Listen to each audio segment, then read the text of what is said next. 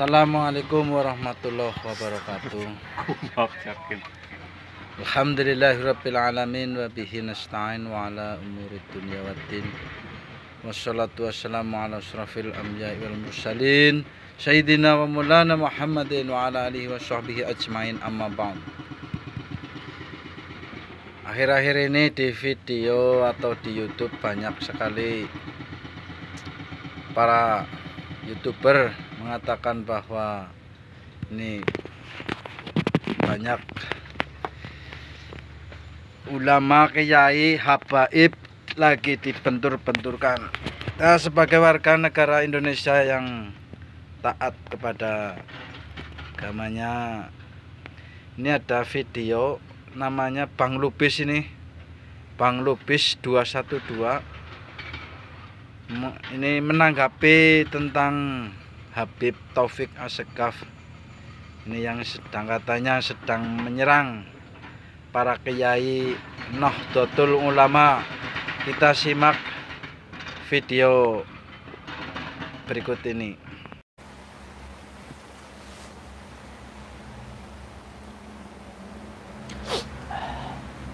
Bismillah, assalamualaikum warahmatullahi wabarakatuh.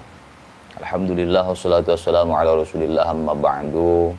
Alhamdulillah, kembali lagi di channel Bung Lubis 212. Salam persaudaraan, persahabatan untuk semua teman-teman, sahabat dan saudara. Selamat pagi dan selamat beraktivitas ya. Bentar ya, kita setel dulu dikit. Oke. Palembang hadir. Siap, Palembang. Pagi Bang, pagi juga. Siapa ini? Firza Mania. Oh iya. Salam untuk semua rekan-rekan, sahabat-sahabat komunitas Firza Mania ya. Rizky Anugrah. Assalamualaikum. Waalaikumsalam warahmatullahi wabarakatuh. Untuk Rizky, tolong bilang kepada tim pembela nasab, baik ia yang si Pendi maupun yang katanya alumni dari Yaman, kalau punya argumen, keluarkanlah depan layar. Jangan berbunyi-bunyi di belakang layar, mengumpat, mencaci maki, sumpah serapah. Yang dibunyi lewat belakang itu kentut.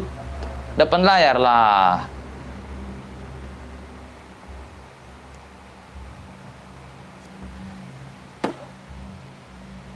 Boyolali siap, oke. Oke guys ya, langsung saja. Pokoknya waalaikumsalam warahmatullahi wabarakatuh untuk semua, salam ya. Selamat ngopi ya.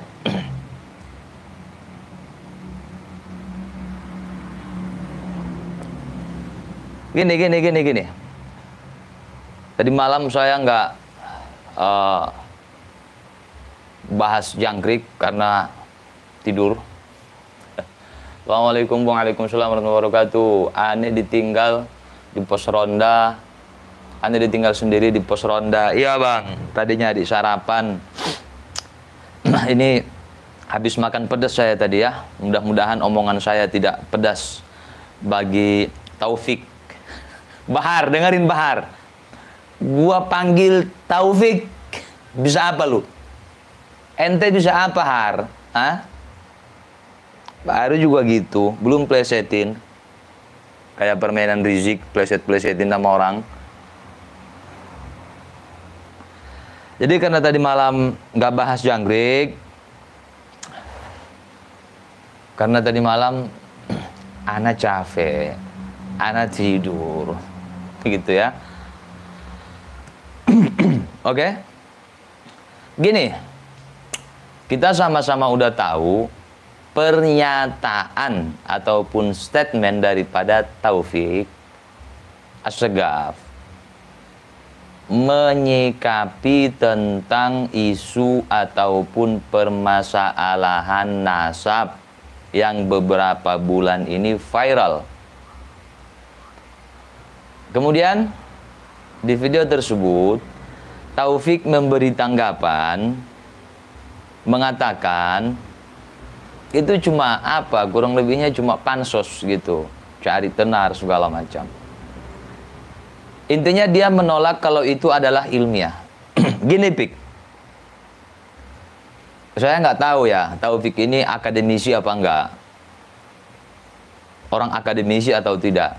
Tapi meskipun begitu, saya di sini saya sampaikan dan saya akui bahwasanya secara legalitas saya bukan orang akademisi. Tapi insya Allah otak saya masih mampu memikirkan hal-hal yang berkaitan dengan akademisi. Oke? Dan Taufik saya nggak tahu ya legalitasnya apakah dia seorang akademisi atau bukan. Anda paham tidak Taufik apa itu ilmiah itu? Di situ Taufik katakan, narasinya dia bangun narasi tentang statement ataupun narasi ataupun tesis, ya bukan narasi sih lebih tepatnya, karena Kiai Imaduddin bukan narasi itu jelas-jelas tesis ilmiah, ada referensinya, ada maroji'nya, ya ada maroji'nya kalau versi Syibahar. Nah di situ si Taufik menafikan kalau itu ilmiah. Gini Pik, seandainya Kiai Imaduddin mengatakan nasab Ba'alawi itu tertolak ataupun diragukan sebagai dzurriyyah Nabi tanpa dasar, tanpa landasan, maka Anda boleh mengklaim kalau itu tidak ilmiah. Karena apa? Karena tidak ada dasarnya, karena tidak ada referensinya, karena tidak ada maroji'nya. Nah, di situ fakta yang terjadi adalah Kiai Imaduddin Utsman Al-Bantani menyampaikan pemaparannya lewat tulisan. Bahkan sekarang sudah dibukukan. Ya, bagi yang mau bukunya silahkan cari. Ya. Di online ada kalau nggak salah itu ada entah bentuk PDF, saya juga belum cek ya. Fakta yang terjadi adalah Kiai Imaduddin menyampaikan pemaparannya itu ada maroji'nya, ada referensinya berdasarkan penelitian ilmiah. Dan lagi-lagi yang menguji sesuatu itu ilmiah atau tidak ilmiah, serahkan ke bidangnya, ke ahlinya. Misalkan kalau itu beliau itu merupakan seorang akademisi, Kiai Imaduddin seorang akademisi, dan itu merupakan tesis, maka kampus yang menguji. Kampus, bukan kebodohan yang menguji. Ya. Karena pantas Imam Syafi'i bilang, saya mampu berhujjah dengan 10 orang alim. Tapi saya tidak mampu berhujjah dengan 1 orang bodoh. Kenapa? Orang bodoh tidak paham akan landasan ilmu. Dan saya nggak bilang Taufik bodoh, enggak. Hanya saja dalam hal ini Taufik tidak pintar. Setengah pintar juga tidak. Sangat tidak pintar mungkin iya. Itu poin pertama. Poin kedua, Taufik katakan, ya, yang seperti itu cuma nyari tenar, cuma nyari panggung. Diibaratkan seperti jangkrik ya. Diibaratkan seperti jangkrik kemudian dikasih speaker, pengeras suara. Sehingga suaranya gede, sehingga suaranya kencang. Padahal isi omongannya tidak ada. Taufik membuat narasi seolah-olah tong kosong nyaring bunyinya. Nah sekarang kita buktikan. Istilah itu saya terima. Ya, istilahnya saya terima. Istilah tong kosong nyaring bunyinya atau jangkrik yang berkrik krik krik krik dikasih mic pengeras suara kemudian suaranya kencang, istilah itu saya terima. Itu poin pertama. Poin kedua, apakah betul Kiai Imaduddin seperti jangkrik yang dikasih mic? Nah, ini kita telaah dong. Jangkrik yang diomongkan nggak ada makna. Dikasih pengeras suara jadi kencang, seolah-olah omongannya besar padahal nggak ada isi. Apakah Kiai Imad seperti itu? Kembali ke yang tadi, ada referensinya. Yang diomongkan Kiai Imaduddin bukanlah bualan belaka, bukan khurafat, bukan dongeng yang katanya misal pernah dakwah ke Papua tapi nggak ada bukti.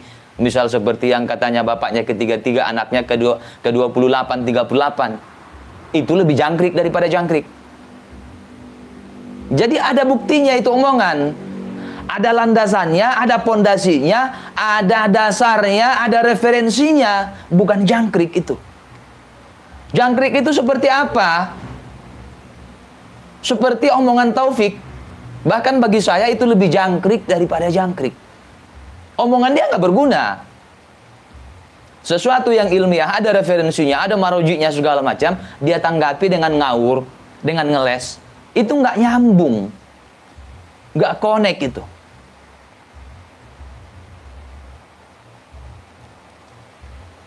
Kiai Imad nggak ada akun YouTube, malah Taufik ada. Iya. Walaupun Taufik itu bukan channel pribadi dia ya. Tapi di situ isinya dia. Isinya dia. Teman-teman banyak yang bertanya di kolom komentar, nanya akun Taufik, channel Taufik mau masuk ke sana. Saya sengaja nggak kasih tahu. Kenapa? Komentarnya udah dinonaktifkan. Jangkrik. Pengecut. Woi, punya lato-lato nggak itu si Taufik itu? Komentar dinonaktifkan. Kecuali setelah channel tersebut ada, dari awal memang punya komitmen. Komentar dinonaktifkan untuk menimbulkan pro kontra. Kecuali seperti itu. Ini enggak, video-video lama komentarnya aktif. Kenapa? Di situ tidak ada hujatan, di situ tidak ada kritik, di situ tidak ada protes. Tapi di masalah yang sekarang, banyak kritik, banyak penolakan, banyak ketidaksukaan, dinonaktifkan komentarnya. Licik, pengecut.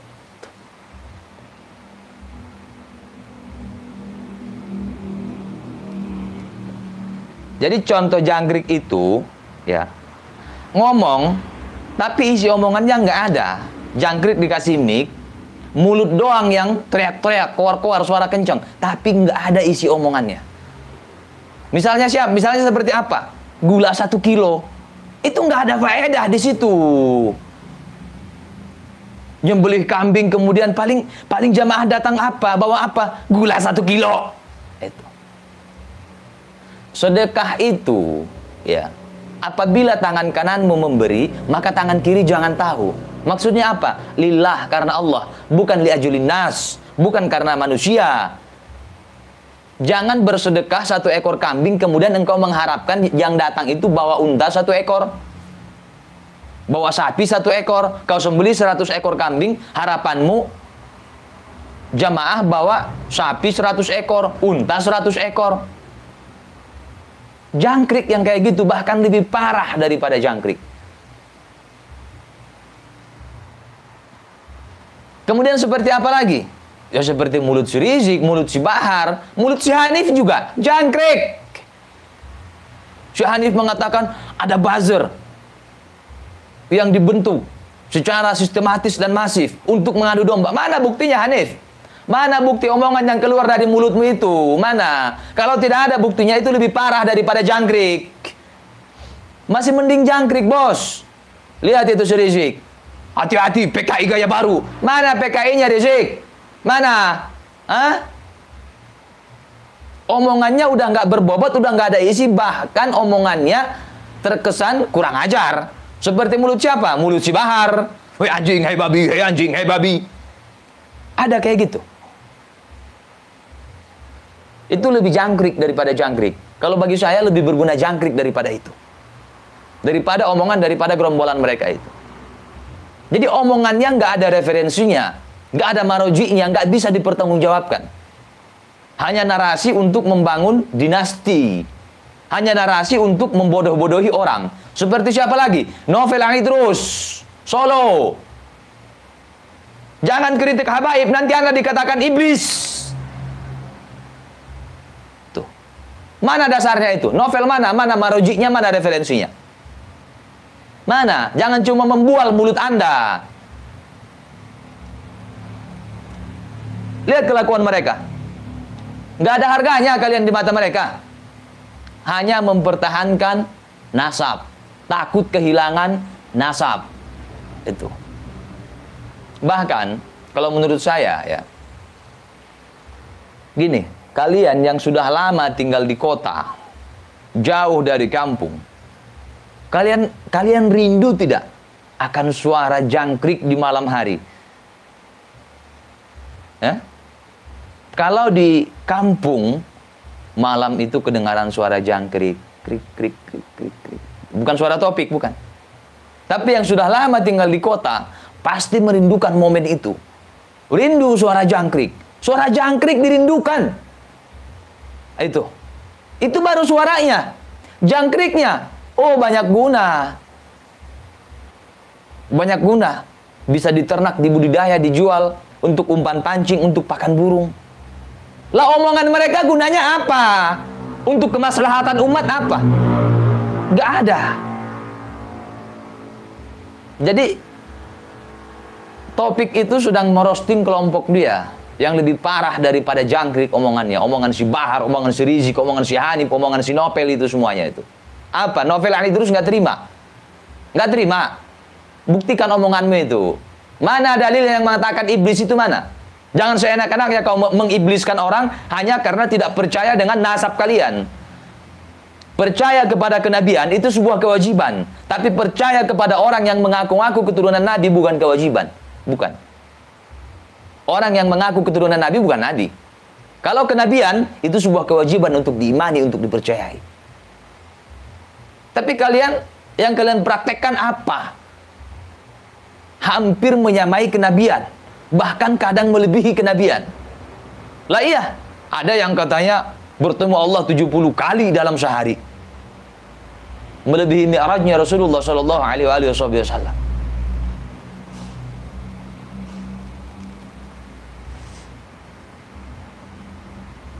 Gak masuk akal. Makanya Allah Subhanahu wa taala menjadikan Rasulullah Shallallahu alaihi wasallam itu sebagai modal dan model, patokan kita dan contoh untuk ditiru. Bukan cuma sekedar Nabi menyampaikan, tapi ada prakteknya, bisa ditiru langsung. Itulah yang disebut uswatun hasanah. Uswatun hasanah. Bukan cuma Nabi sampaikan, tapi Nabi praktekkan. Kenapa harus Nabi praktekkan? Karena untuk dicontoh, ditiru oleh umat. Tapi mereka ini dari omongannya seolah-olah nasab mereka ya, seolah-olah kalau dalam istilah hadis itu udah tingkat mutawatir. Mutawatir. Tapi giliran diminta pembuktian, ngawur. Ya seolah-olah udah mutawatir itu. Taufik lagi di Aceh, Bung. Kasih jangkrik, Bang. Biar dia senang. Kasih jangkrik.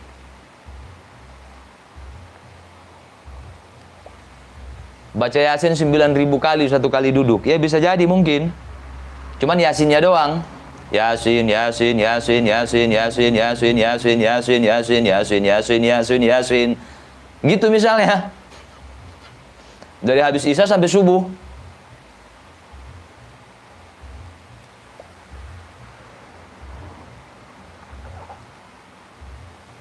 Kasih jangkrik, Bang. Kasih jangkrik. Sama gula itu.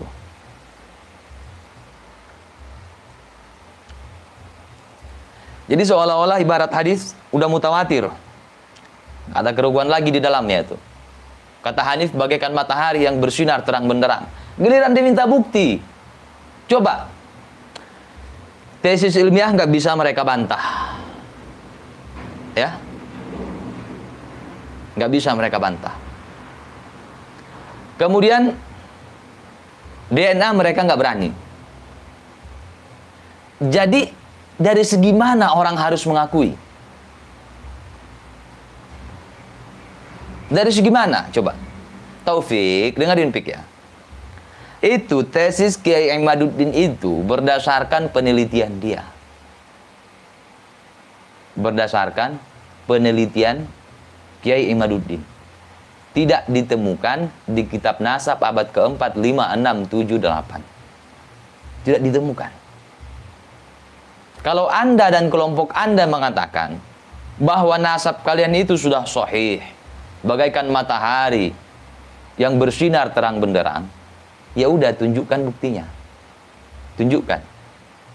Kecuali gini, Pik. Kiai Imad mengatakan hal sedemikian rupa. Sedangkan jelas-jelas di kitab abad ke-4, abad ke-5, abad ke-6, abad ke-7, abad ke-8 ada di kitab nasab. Maka silahkan sebut Kiai Imad itu jangkrik. Omongannya nggak ada isinya. Nah sekarang yang jangkrik siapa? Kalian bisa bantah nggak? Coba kalian tunjukkan. Setidaknya sudah mencari kitab nasab kesana kemari, menyaingi Kerasakti yang mencari kitab suci, dan tidak ketemu. Setidaknya kalian berani tes DNA. Oke lah, saya masih bisa berhusnuzon misalnya, ya mungkin nggak ada di kitab nasab ketika itu. Kenapa? Karena keadaan segala macam demi keselamatan, ya, demi keselamatan supaya tidak diincar karena waktu itu dzurriyyah Nabi lagi diburu, maka tidak diumumkan kalau Imam Ahmad punya anak namanya Abdullah yang ditasghir menjadi Ubaidillah misalnya. Saya masih bisa untuk mengedepankan husnudzon, tapi dengan catatan kalian mau tes DNA. Jadi manakala kalian tes DNA nanti dan hasilnya misal 75%, 85%, 80% dan seterusnya. Pokoknya kebanyakan hasil tesnya itu adalah DNA daripada klan Ba'alawi merupakan mutasi daripada Sayyidina Husain misalnya. Maka husnudzon saya tadi berlaku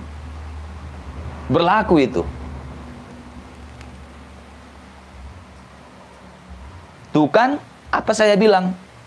Itu nggak ada di kitab nasab. Karena apa? Karena ketika itu keadaan gawat. Dzurriyyah Nabi, keturunan Nabi, anak cucu keturunan Rasulullah diburu oleh orang-orang kafir untuk dimusnahkan. Makanya Ubaidillah ataupun nama aslinya Abdullah itu yang ditasghir menjadi Ubaidillah itu nggak dimunculkan.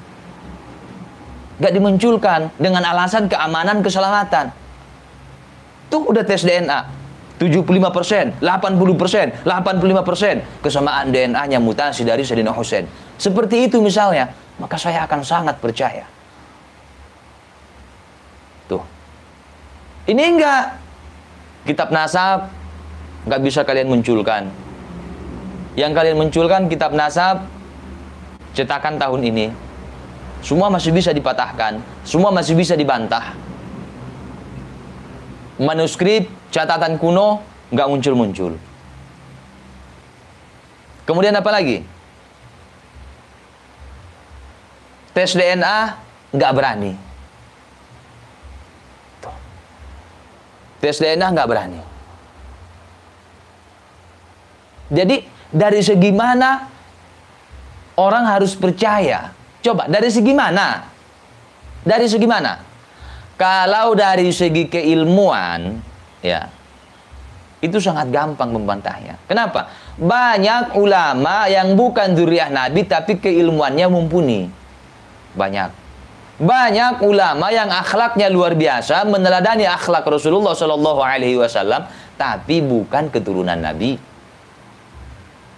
Kalau hanya berpatokan ke situ, toh dari klan kalian banyak juga yang kelakuannya melenceng.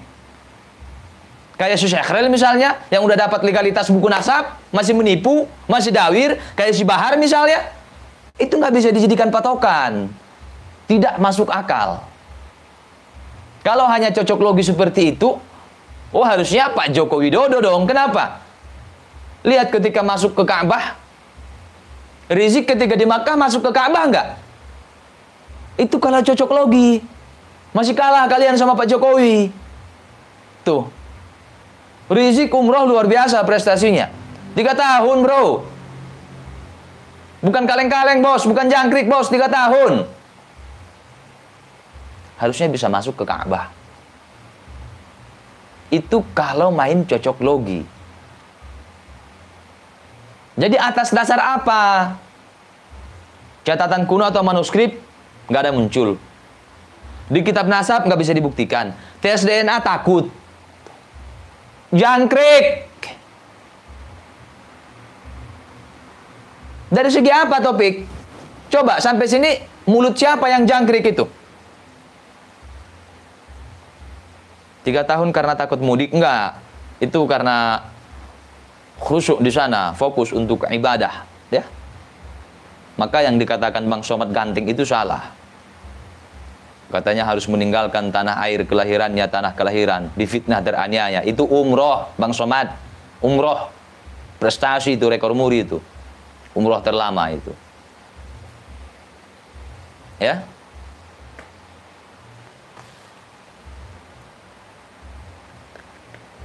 Jadi kalau bagi saya, bualan-bualan kalian itu, bagi saya masih mending dengar suara jangkrik. Iya. Kalian coba yang udah lama tinggal di ibu kota, di kota-kota besar, merantau.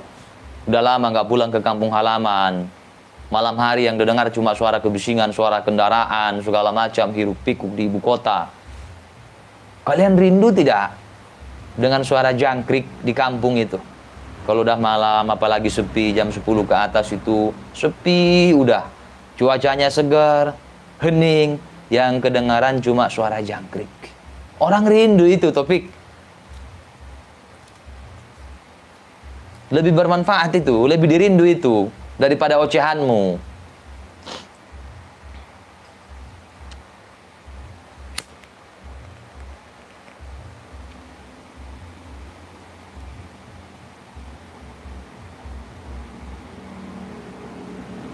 Gaya kayak orang kampung, apa ini, ntar. Gaya kayak orang kampung, segala hal dipamer. Ya makanya wajar dong, kalau si Bahar seperti itu wajar dong. Kita ataupun saya secara pribadi menuntut mana foto sama bapak. Toh semua hal dipamer. Kepalanya aja dikungfu, maknya dipamerin. Bahar, surga berada di bawah telapak kaki ibu. Perkataan Sayyidina Umar ibn Khattab. Maknanya bukan seperti itu, Har. Jadi kalau Anda memaknai seperti itu, memaknai tekstual ataupun hadis Nabi yang mengatakan urus kedua kaki ibumu bagimu surga. Kalau kau maknai secara tekstual, Bahar, berarti kalau ditendang sama emak itu tendangan dari surga dong. Maknanya itu birrul walidain, berbakti kepada orang tua, asuh orang tua, urus orang tua, ya. Jangan durhaka kepada orang tua. Begitu. Bukan berarti harus disembah kakinya segala macam, taruh di kepala supaya dapat surga. Bukan begitu, blok. Bukan.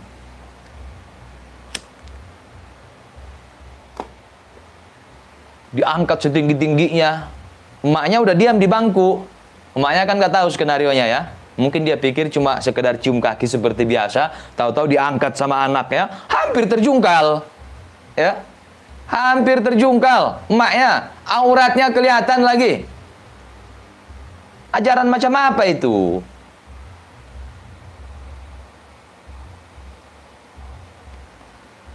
Janganlah seperti itu, Bahar. Ya, surga berada di bawah telapak kaki ibu, jangan dimaknai secara tekstual.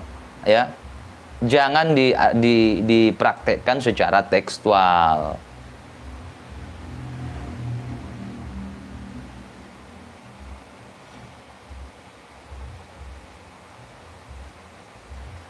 Coba, khususnya kepada si Topik selaku Ketua Umum Rabithah Alawiyah, dari segi mana ya?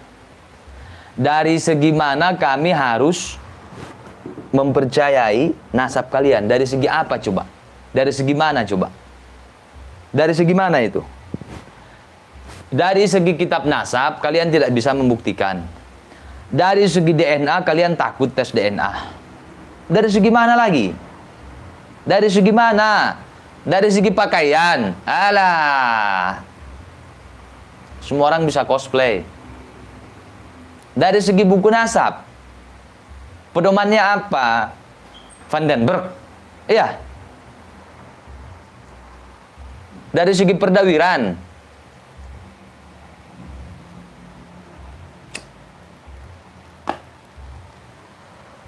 Jadi sekali lagi, ya. Buat saudara-saudaraku semua, sebarkan virus akal sehat, ya. Manakala di belakang layar ada mereka yang ngotot, karena di belakang layar mereka ngotot-ngotot itu, sok paling ini, paling itu segala macam. Gampang, suruh bantah tesis Kiai Imaduddin, bantah. Ilmiah itu diujinya di kampus, Topik, bukan dikata-katai, bukan. Anda sedang menunjukkan kebodohan Anda itu. Ada orang membuat tesis ilmiah, kemudian Anda kata-katai. Boleh kita tidak akademisi, Tapi jangan pamer kebodohan. Itu. Walaupun misalnya Anda bukan akademisi, tapi jangan tunjukkan ketololan di depan orang banyak itu. Tesis ilmiah itu akademisi, Topik. Akademisi itu. Saya pikir cuma Bahar yang oget. Ya. Ternyata Topik lebih parah.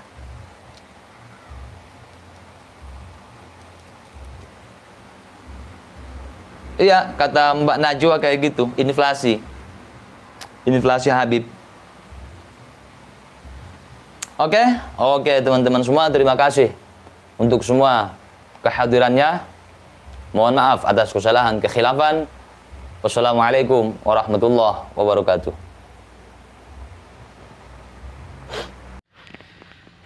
Oke, sudah melihat videonya Bang Lubis 212 itu, kalian sudah mendengar dan melihat itu. Makanya kita sebagai warga negara Indonesia harus bisa memilih mana yang baik, mana yang tidak baik. Oke, salam NKRI harga mati, Indonesia Jaya. Kita semua bersaudara, merdeka. Terima kasih. Assalamualaikum warahmatullahi wabarakatuh. Jangan lupa subscribe dan share.